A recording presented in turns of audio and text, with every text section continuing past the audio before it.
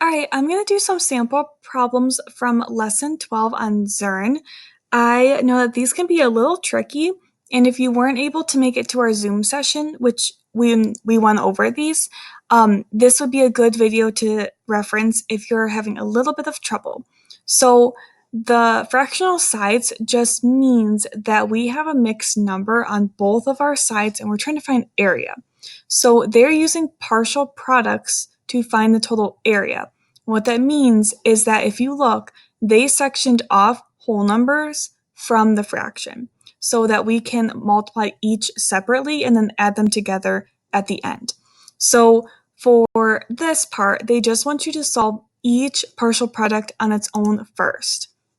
So I'm going to look to the side and directly above. 2 times 2 is 4.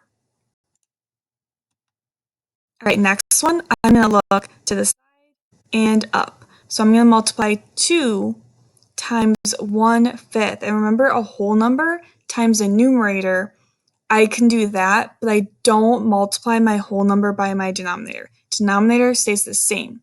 So I would get 2/5.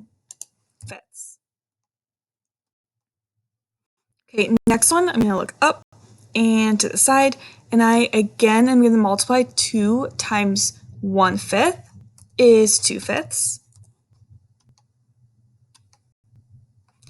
And then lastly, I'm going to multiply 1/5 times 1/5.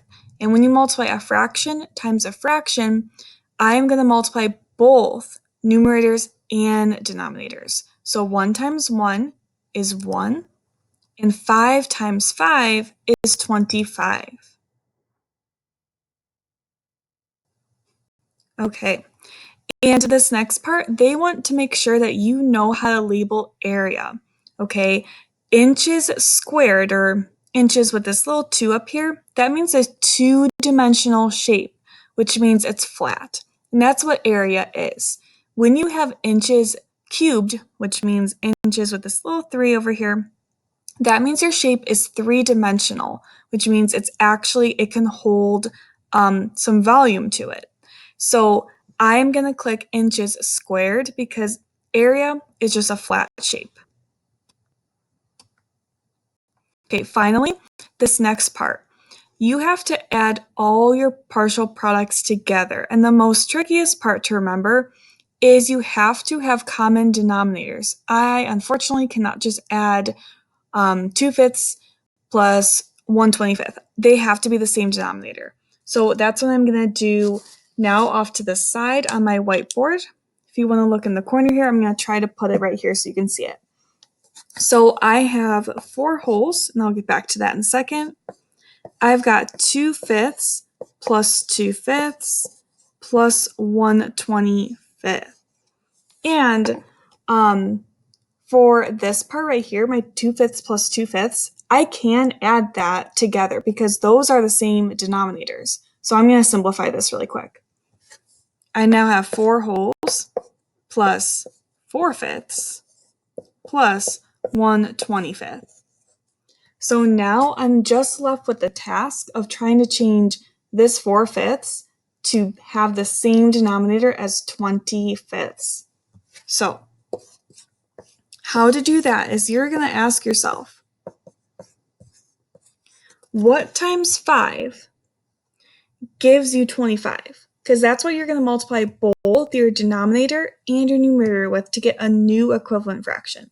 Well, I know that 5 times 5 is 25. So that's what I'm going to multiply for both numerator and denominator. Okay, and I'm going to get 20/25.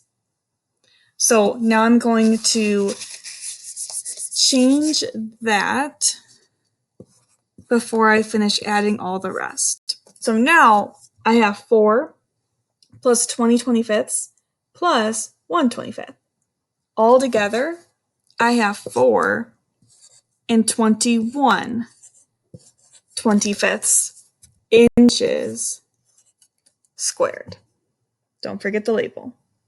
All right, I'm going to plug it in, see if it works. And there we go.